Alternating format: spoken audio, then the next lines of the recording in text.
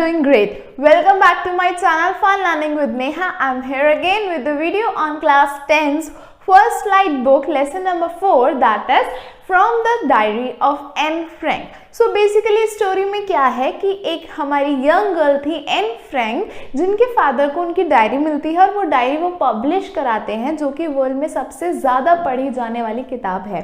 तो उसी बुक से कुछ पार्ट लिया गया है हमारे इस लेसन में 10th क्लास में। तो चलिए जानते हैं कि इस लेसन में आखिर है क्या।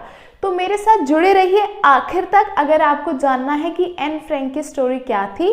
साथ ही साथ अगर अभी तक आपने मेरे चैनल को सब्सक्राइब नहीं किया है तो जल्दी से सब्सक्राइब कर दीजिए, साथ ही साथ बेल आइकन को भी प्रेस कर दीजिएगा, जिससे कि आप कोई भी वीडियो को मिस ना करें। So let's get started.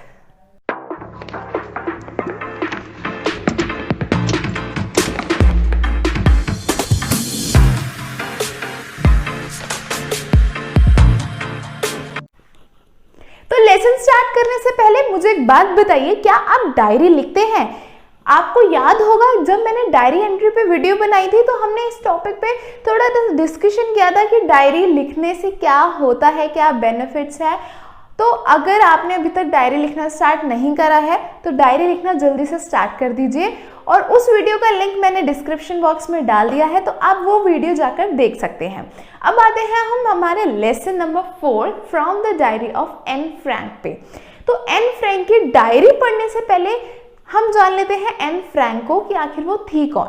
वो एक जर्मन ज्यूइश गर्ल थी जो कि 12 जून 1929 में बॉर्न हुई थी और उनकी डेथ 1945 में हो गई थी। क्योंकि आपने 9th क्लास में ऑलरेडी हिस्ट्री में चैप्टर पढ़ा है, rise in the power of Nazism वाले चैप्टर में ऐसे ही कुछ है कि नाजीज जो होते हैं वो रूल करने लग जाते हैं और जो जितने भी ज्यूइश वगैरह होते हैं उनको कंसंट्रेशन कैंप में ले जाकर मार देते हैं।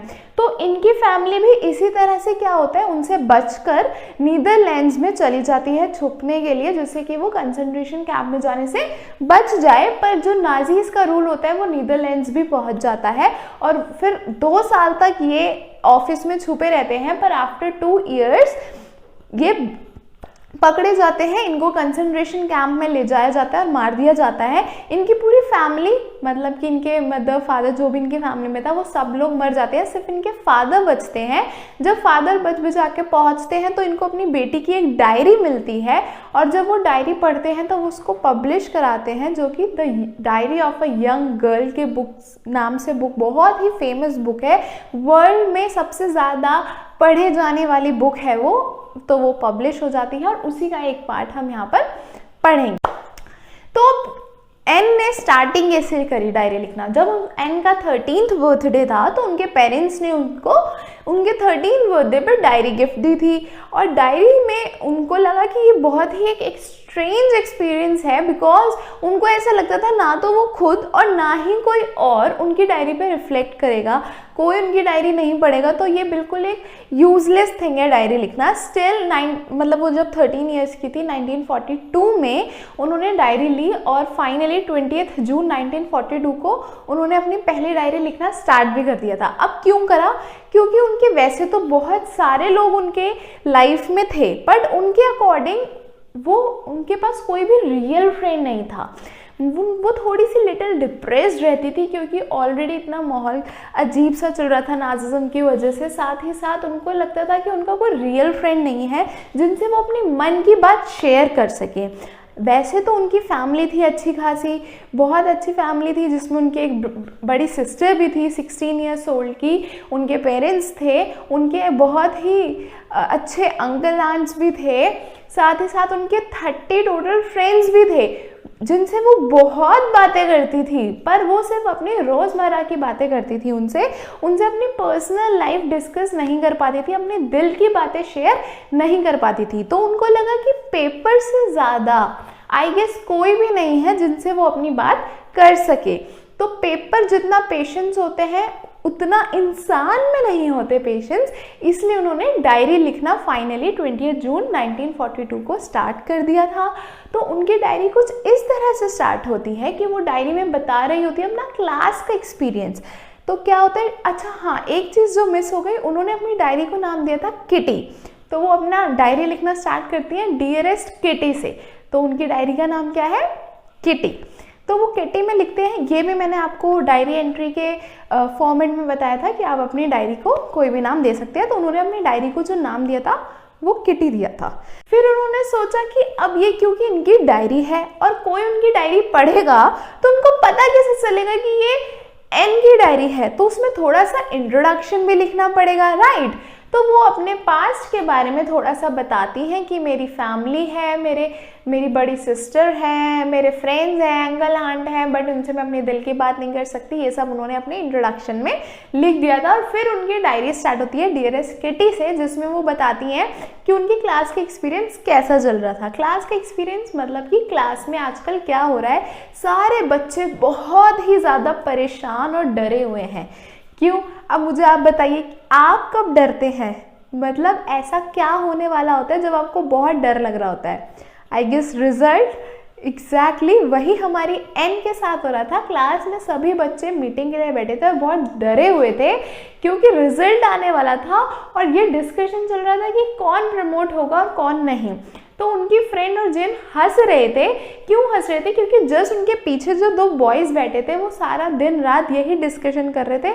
वो कह रहा था कि तुम पास हो जाओगे, वो कह रहा था नो मैं नहीं होऊंगा पास, तुम पास हो जाओगे, मैं नहीं होऊंगा पास। इसी पे बेट चले जा रही थी कि कौन पास होगा और कौन फेल होगा। तो हमारी एन बताती है कि वैसे तो उनके सारे टीचर्स बहुत अच्छे हैं और उनसे सबसे बनती भी है, बस उन्हें सिर्फ मैथ्स से डर है कि कहीं वो मैथ्स में फेल ना हो जाए। टोटल उनके 9 टीचर्स हैं, जिसमें से 7 मेल है और 2 फीमेल है। और उन 7 मेल टीचर्स में से एक टीचर जिनसे उनकी नहीं बनती वो है मिस्टर कीजिंग, जो कि उनके मैथ्स के टीचर हैं, जो कि एक फॉगी से मैन है, मतलब ओल्ड टीचर हैं।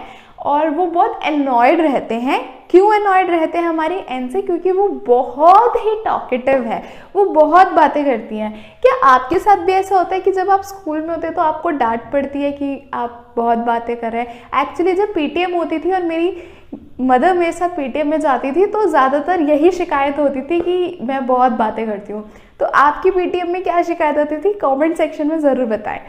तो अब आगे बढ़ते हैं हमारी एन की डायरी पे। क्या होता है, वो लिखती है कि ऐसे डिस्कशन चल रहा है कि कौन पास होगा कौन फेल, और वो बहुत हंस रहे थे। और उसके बाद वो मिस्टर कीजिंग की बात बताना स्टार्ट करती हैं कि कीजिंग उनसे क्यों एनॉयड रहते हैं, क्योंकि वो बहुत ही ज़्यादा बातें करती हैं। तो क्या होता है, वो उनको एक्स्ट्रा असाइनमेंट देते हैं कि उनको एक ऐसे लिख कर आना है मिस चैटर बॉक्स पे। चैटर बॉक्स क्या होता है? जो बहुत बातें करता रहता है। तो उनको लगता था वो एक चैटर बॉक्स है, इसलिए वो उनको एक्स्ट्रा असाइनमेंट दे देते हैं चैटर बॉक्स पे ऐसे लिखने के लिए। अब हमारी एन जो है वो बहुत ही इंटेलिजेंट है, वो अपनी गलती नहीं मानने वाली कि वो बहुत टॉकेटिव है।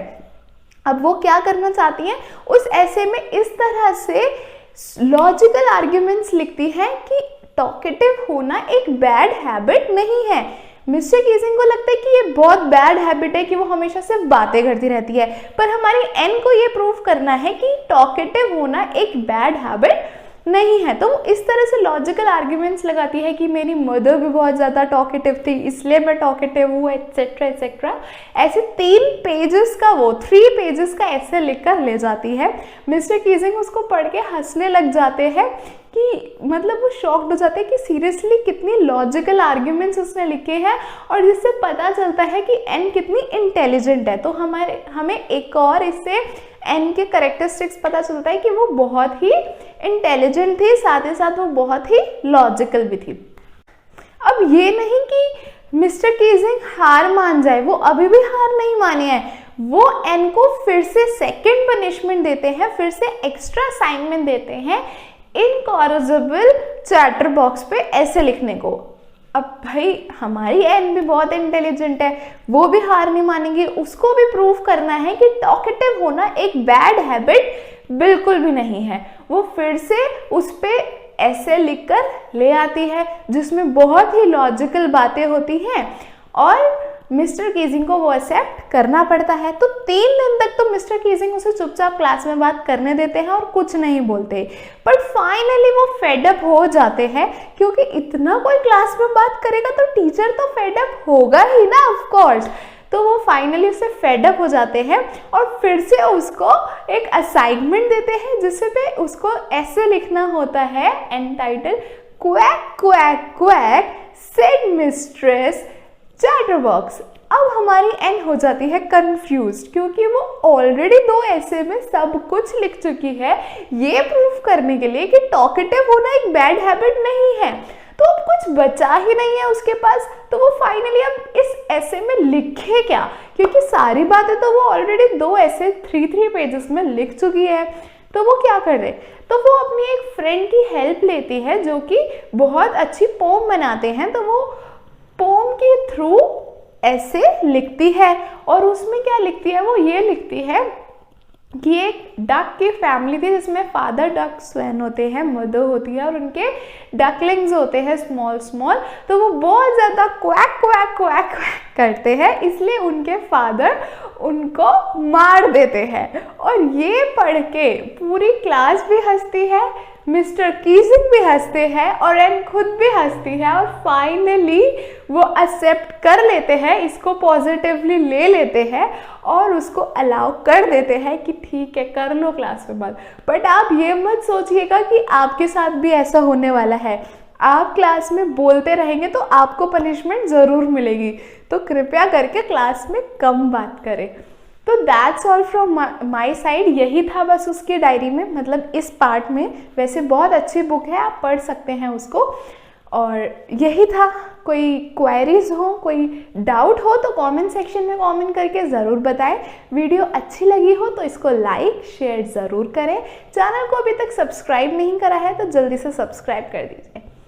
I will meet you in the next video. Bye bye.